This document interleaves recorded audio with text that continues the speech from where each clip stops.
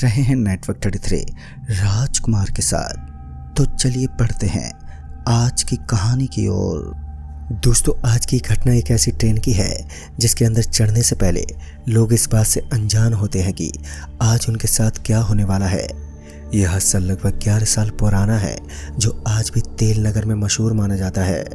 दोस्तों, ट्रेन अपने निर्धारित समय से सही चल रही थी, लेकिन ट्रेन के अंदर मौजूद लोको पायलट को ट्रेन में किसी बड़ी गड़बड़ का संकेत हुआ।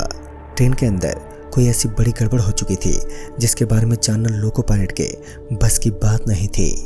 लिहाजा लोको पायलट ने ट्रेन के टीटी के साथ संपर्क किया और पूरी इन्फॉर्मेशन दी। दरअसल ट्रेन की बोगी नंबर 18 में मौजूद लोगों में अचानक ही अफरा तफरी मचने लगी।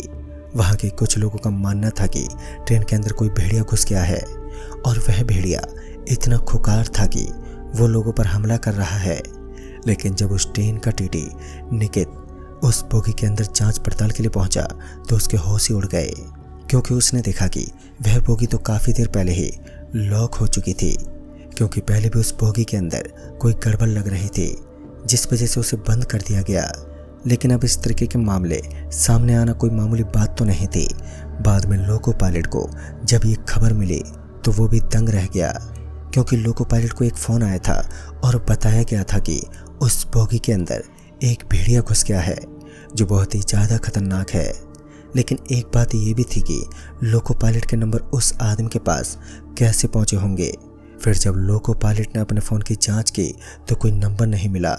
उन्हें अपनी आंखों पर विश्वास नहीं हुआ और वो बार बार उस नंबर की डिटेल देखने के लिए अपने फ़ोन को चेक करते रहे, लेकिन उन्हें वो नंबर नहीं मिला। ऐसा भी नहीं था कि उन्होंने उस नंबर को डिलीट कर दिया हो।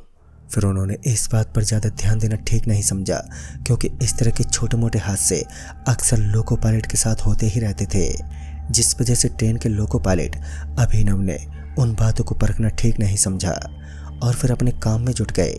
ट्रेन अभी अपनी पूरी रफ्तार के साथ चारों तरफ गूंजती हुई आगे की तरफ बढ़ने लगी।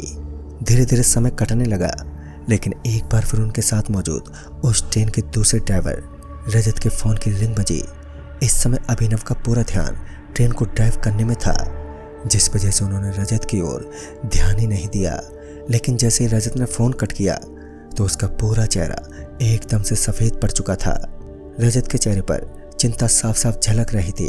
और जब अभिनव ने इस बारे में पूछा तो एक बार फिर बोगी नंबर 18 के बारे में कुछ अटपटी बातें सुनने को मिली। दरअसल रजत का कहना था कि अभी अभी उसके फ़ोन पर एक कॉल आया है और उसे बताया गया है कि बोगी नंबर 18 में आग लग गई है।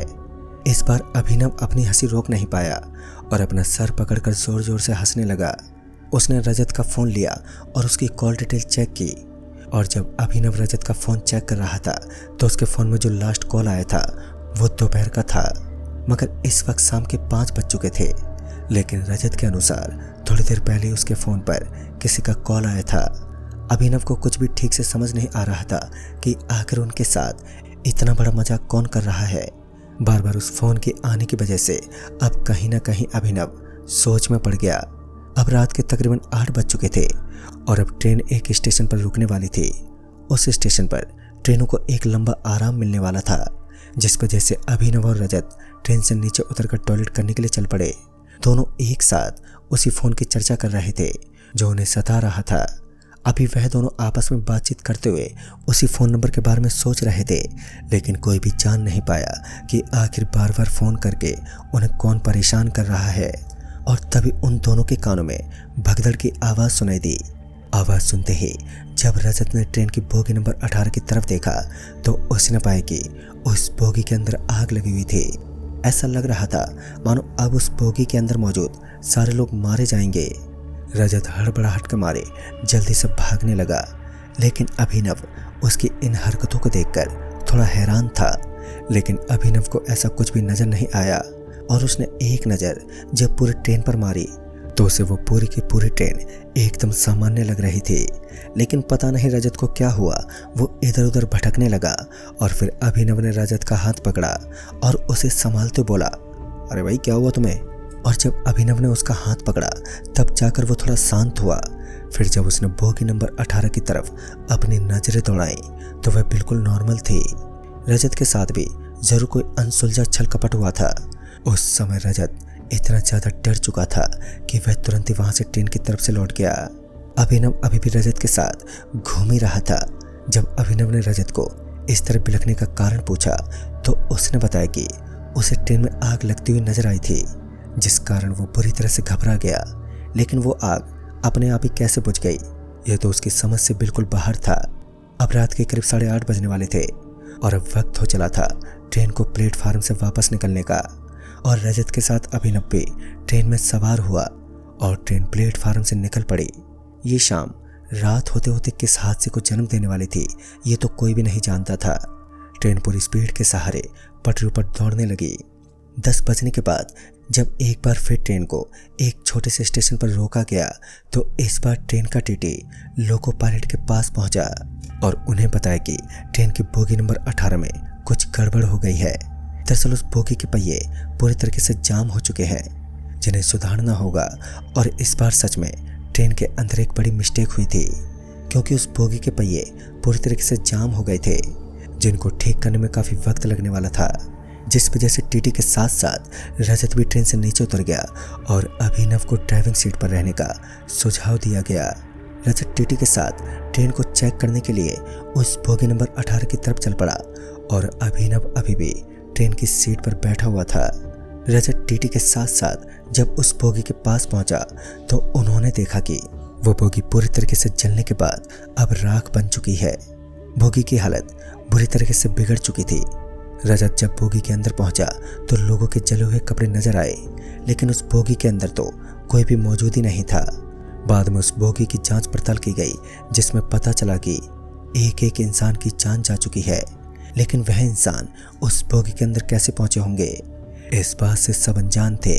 लेकिन इसके बाद उस आदमी की लाश ही नहीं मिल पाई और सिर्फ कपड़ों की मदद से यह अनुमान लगाया जा रहा था।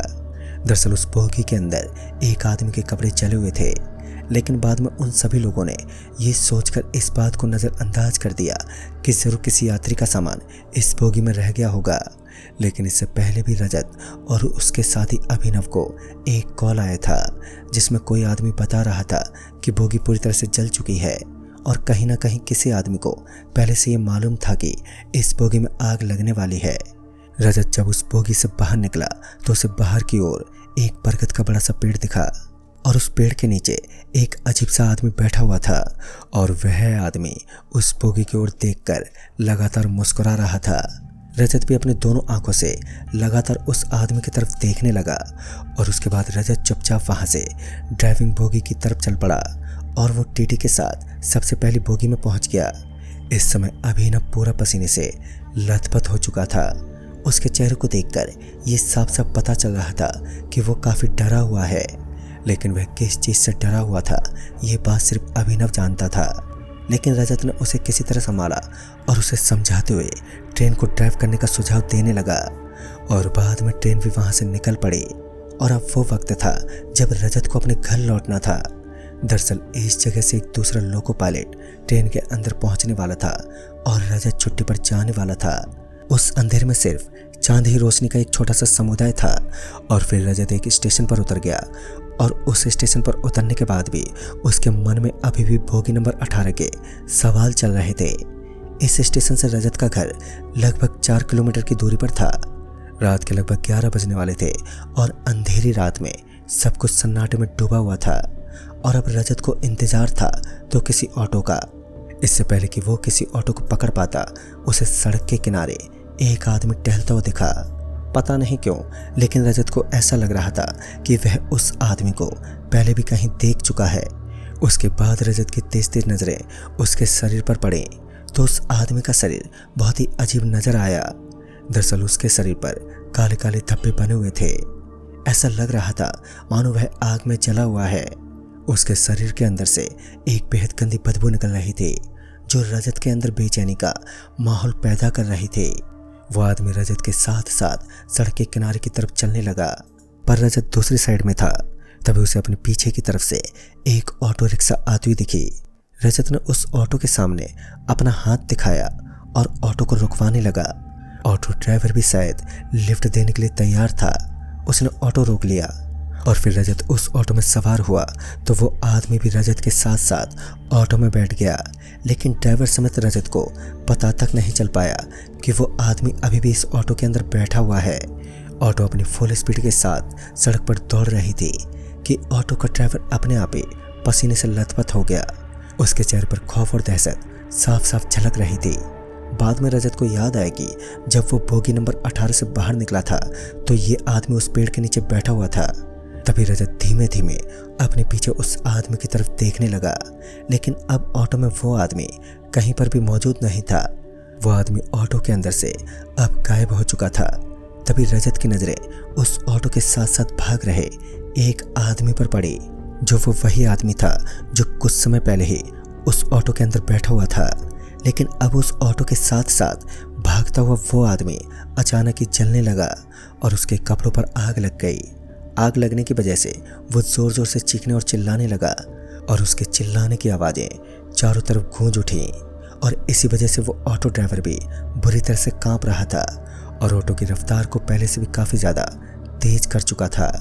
ऑटो का संतुलन बिगड़ने लगा और उसके बाद ऑटो एक खाई की तरफ चल पड़ी।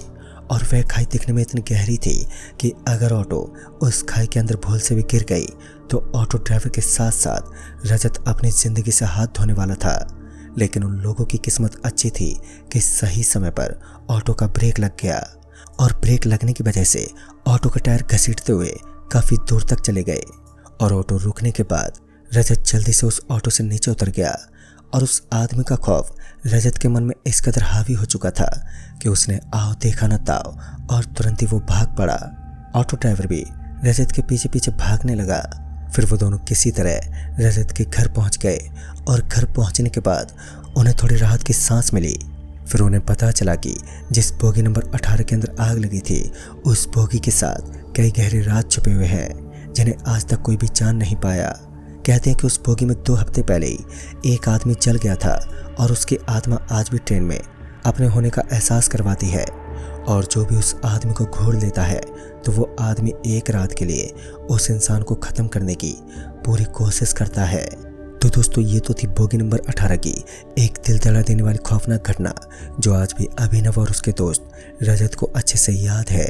और वो आदमी आज भी लोको पायलट को फ़ोन कर कर बोलता है कि बोगी नंबर 18 में आग लग चुकी है, लेकिन अब उस कॉल पर कोई भी ध्यान नहीं देता। तो दोस्तों इस कहानी में बस इतना ही। तब तक के लिए बाय एंड टेक केयर।